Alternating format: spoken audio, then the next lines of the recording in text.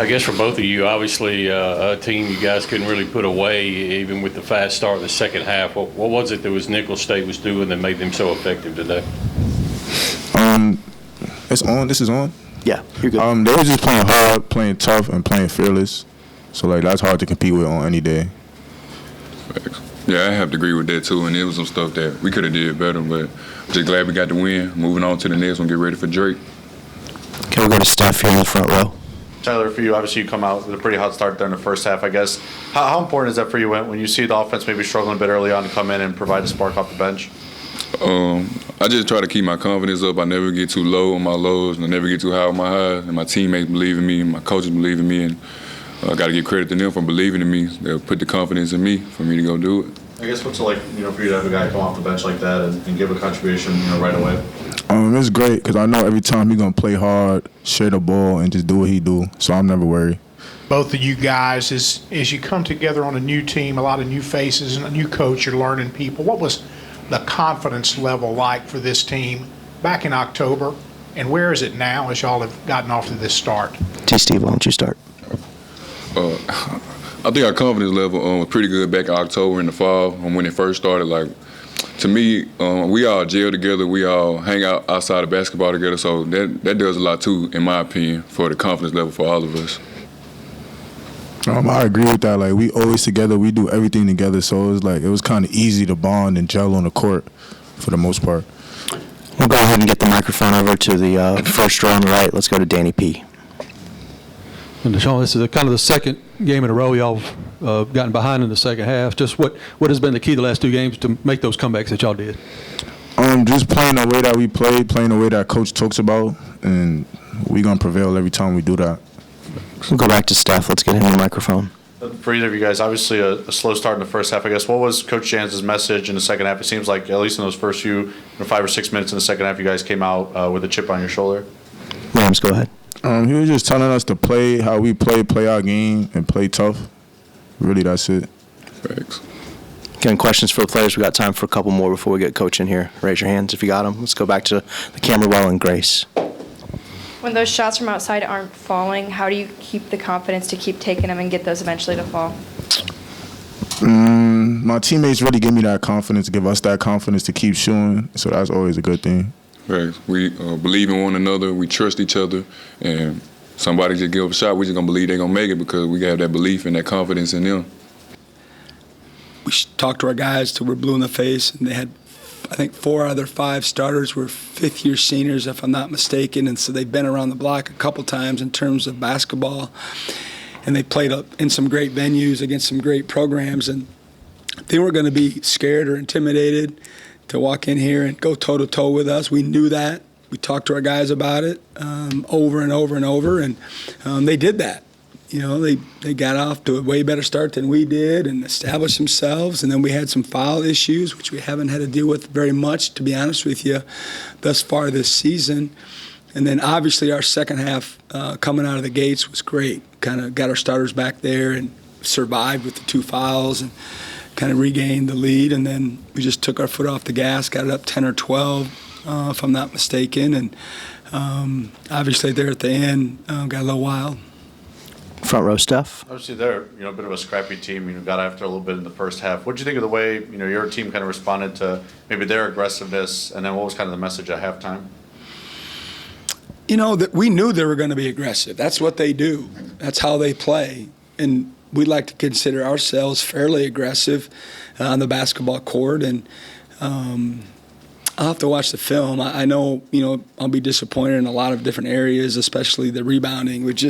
Defensive rebounding is become an Achilles heel for us, and it's hard for me to even say that because we've been so good at it, for so long. We've been really, really good at defensive rebounding percentage, and this team is not. And I promise we've talked daily about it in practice and before games, during practice.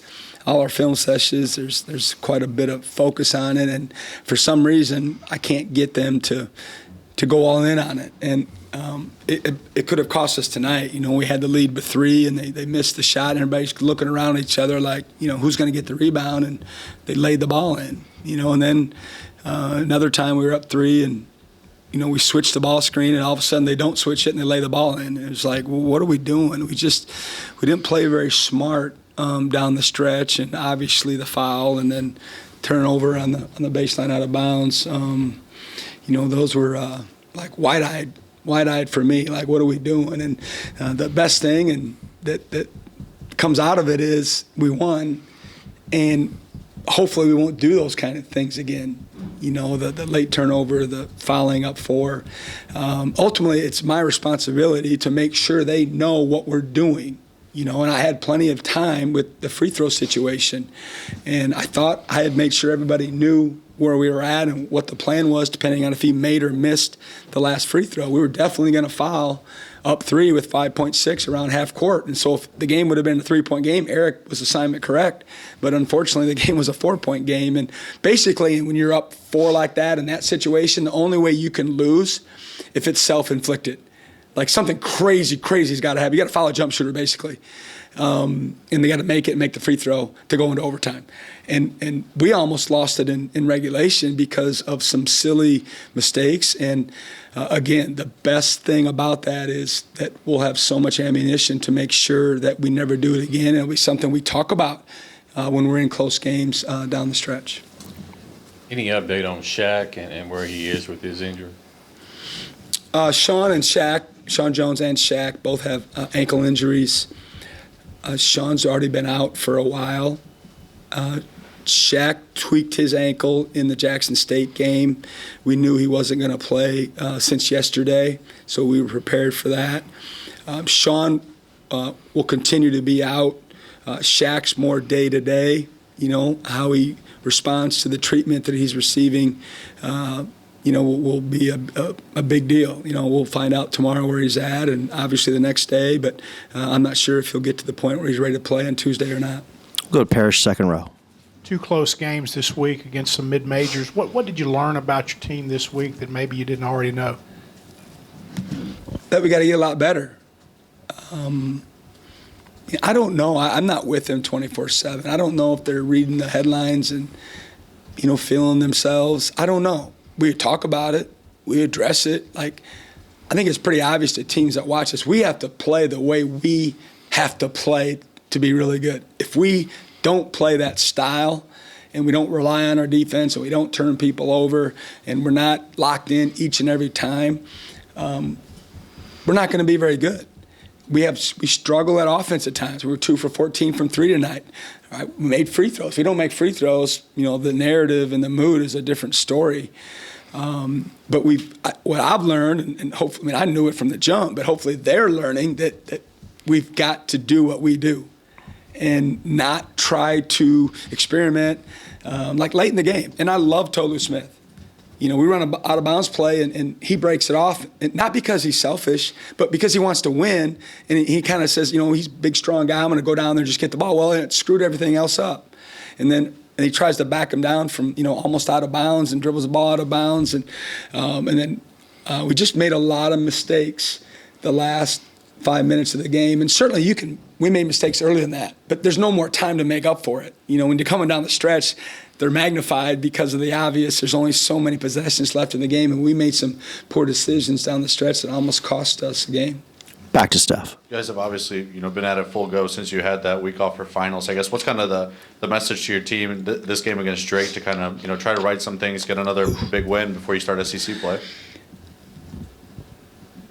In my opinion, and I haven't watched much of them, to be honest, I think arguably they're the second best team that we've played this fall. Marquette's the best, in my opinion. I may feel different, tonight when I dive into them a little bit deeper, but I know their players, I know their program, I know their coaching staff. They're going to be super excited to play us.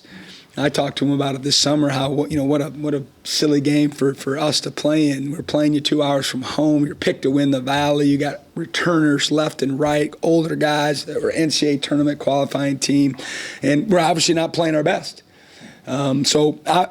By Tuesday, I think our guys will fully understand who we're playing, and it's a huge game.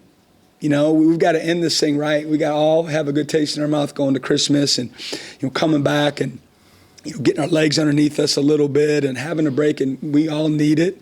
Some guys, I think our legs are getting a little weary. We're in the middle of 4 games in 9 days, and we practiced pretty hard leading up to the Minnesota game because we had all that time. So we've been careful lately trying to make sure we're good on game day, which is the most important thing. But, every game, right? When you're going to hear me in 10 days talk about this game being such a big game. They all are. Okay, the next game on your schedule is a big game, but we've got to regain our momentum and feel good going into Christmas break, heading into SEC play. Danny P, the coach is right. Coach, you mentioned foul trouble, and first time you've really had to deal with it this year. Just what was your message, especially to Tolu at the half, about, and how satisfying was it to see him come out with a big spurt to kind of start that second half? Yeah, it was a nice shot in the arm. We were able to breathe a little bit. Obviously, we took our foot off the gas, and a lot of the credit needs to go to Nicholls State. They got a good team. They'll do really well in their league, in my opinion. They're a dangerous basketball team. They can score in bunches. They're very confident. They believe in each other. They play really hard. They defend. They do it all. They're a good team. I don't care what their record says. You know how it is. They got to play 5 or 6 bye games, and that's really, really hard. But Tolu definitely came out and established himself, and unfortunately we just couldn't keep it going. Go back to the cameras and Grace. You talked about using this as ammunition. What goes into implementing these lessons on such tight turnarounds? Just a lot of film watching. Coach Miller has the Drake Scout, and he's ready. He could present it to the team right now, but I wouldn't know what he's talking about because I'm not up to speed, which is par for the course a lot of times. But so my job's to study. My job is to learn and get up to speed and help, along with coach, make decisions on how we're going to game plan for him and what we think we need to run and how we think we need to guard. And then ultimately the most important thing is obviously it's getting into the players' minds, and that'll start tomorrow afternoon. We'll go at 3 or 4 in the afternoon, and I think the players think it's because of them, but it's really because of me. I've got to get brushed up on Drake and at the same time break this game down, and we'll have a lot to learn tomorrow. Steph. Chris, in the non-con, you guys have had blowout wins, close wins, come from behind wins. I guess how happy are you to at this point, be 11-0 despite all that, and what kind of lessons do you feel you can learn, in all these different situations you guys have been in? We'll find out how many lessons we've learned in SEC play, because we're going to hopefully we're going to be in a lot of close games, and if we learn from those lessons, we'll know when we're in these situations again and the decisions that we make. Just because you make silly plays doesn't mean you're going to learn from it. You could do it again. And that's my job, to get them to remember that, and I'll talk about that in huddles. Hey, remember when we played Nicholls State and we were up 3 shooting a free throw, and I said, if he misses it, we're going to foul. If he doesn't, we're not. Things like that. We'll draw upon those experiences to the best of my memory to try to help us when we're in those situations in the future. But like I always say, I'd much rather learn and grow while you win than have to, learn tough lessons while you lose. And yeah, are we happy we're 11-0? Heck yeah. We're not playing as well as we were, a week or 2 ago. But over the course of a season, you'll have that sometimes. We'll go to David. You mentioned getting back the team to do what you do and don't experiment. When you say experiment, do you mean like rotations, plays, systems at this point? No, I mean sticking together on how we're guarding ball screens. If we call a set or an out-of-bounds play, whatever your responsibility is in that particular set or play, do your job. Don't break it off. At times it may require for you to do that because you have an opening, right? And it just makes perfect sense. But if not for that, then be assignment correct and do what your responsibility is for that defensive scheme, or if the ball goes in the post and how we're guarding it. We weren't assignment correct a lot down the stretch, and it almost cost us. It almost cost us a college basketball game because we kind of started doing our own thing a little bit. And I don't think it was because they wanted to be a hero. I think they wanted to win, and they felt like they could do something to influence the game in a positive way. But in the end, it hurt us.